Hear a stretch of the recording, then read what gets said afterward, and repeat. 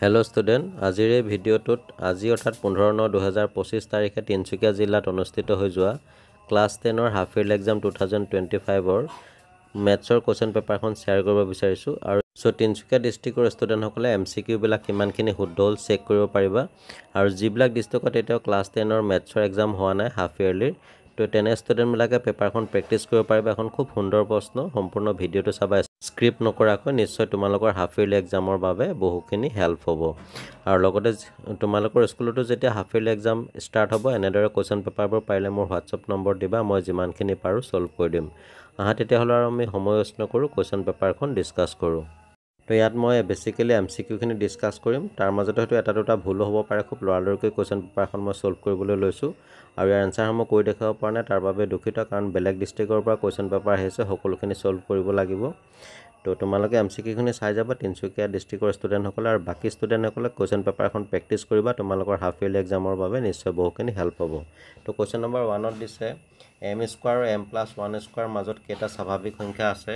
ইয়াত আমাক যি 4টা অপশ্যন দি দিছে, তাৰ ভিতৰত শুদ্ধ অপশ্যনটো হৈছে অপশ্যন A 2m। দিছে যদি 2m, x আৰু 50 সমানুপাতত থাকে তেন্তে xৰ মান হ'ব। তো ইয়াত আমাৰ xৰ মানটো হ'ব অপশ্যন D 20। কুৱেশ্যন নম্বৰ 3 দিছে a² bc + ab² + c abc হোল² উৎপাদকবোৰ হ'ল।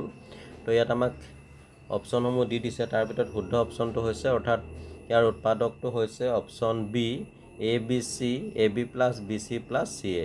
কুৱেশ্যন নম্বৰ 4 দিছে তলৰ কোনকেইটা পূৰ্ণবৰ্গ সংখ্যা নহয়। ইয়াত পূৰ্ণবৰ্গ সংখ্যা নোহোৱা সংখ্যাকেইটা হৈছে অপশ্যন B, অৰ্থাৎ 1 3 4, অৰ্থাৎ 6084, 9801 আৰু 422 2222 এই সংখ্যাকেইটা পূৰ্ণবৰ্গ সংখ্যা নহয়।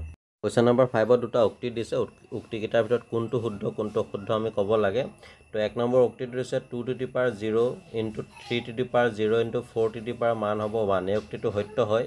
আৰু উক্তিটোতো দিছে প্ৰতিটো সংখ্যাই নিজে নিজৰ উৎপাদক। এই উক্তিটো সত্য হয়, গতিকে ইয়াত আমাৰ শুদ্ধ অপশ্যনটো হ'ব অপশ্যন C, দুইটা উক্তি 1 আৰু 2 শুদ্ধ। নম্বৰ 6ত দিছে পৰিমেয় সংখ্যা 1/51/6/5ৰ দশমিক প্ৰসাৰণ কেইটা দশমিক স্থানৰ পিছত শেষ হ'ব।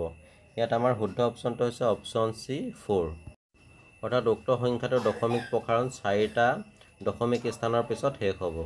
বাকী কুৱেশ্যনৰ এনচাৰবিলাক তোমালোকে চাই যাবা, মই টিক মাৰি দিছোঁ। ইয়াত আৰু মই কুৱেশ্যনবিলাক পঢ়ি নাথাকোঁ, কেৱল তোমালোকে চেক কৰি যাবা তিনিচুকীয়া ডিষ্ট্ৰিক্টৰ ষ্টুডেণ্টসকলে।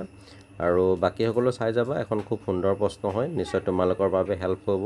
এনেদৰে বাকীবিলাক ছাবজেক্ট অৰ্থাৎ Assamese, English, maths, social science আটাইকেইটা ছাবজেক্টৰে কুৱেশ্যন পেপাৰ চলিউশ্যন ভিডিঅ' ইতিমধ্যে মোৰ চেনেলত দিছোঁ।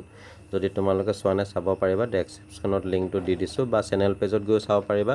তো চাই যোৱা কুৱেশ্যনৰ এনচাৰবিলাক, বেছিকেলি MCQবিলাক, আৰু বাকী লাষ্টৰ ফালে যিখিনি কুৱেশ্যন দিছে ছেকশ্যন B আৰু এনেদৰে পুনৰ আন এটা ভিডিঅ'ত তোমালোকক এখন নতুন কুৱেশ্যন পেপাৰ সৈতে লগ পাম। এক্সামত এটা নতুন ভিডিঅ' আহিব। আৰু যদি কোনোবা নতুনকৈ আহিছা, চেনেলটো ছাবস্ক্ৰাইব কৰি ৰাখিবা এনেধৰণৰ ভিডিঅ' মই পাই থাকিবৰ বাবে, যাতে তোমালোকৰ ষ্টাডিৰ ক্ষেত্ৰত যথেষ্ট হেল্প হয়। তো চাই থাকিবা RB লাৰ্ণ কাম এণ্টাৰটেইনমেণ্ট। আন এটা ভিডিঅ'ত তোমালোকক পুনৰ লগ পাম। আজিলৈ আহোঁ, ধন্যবাদ।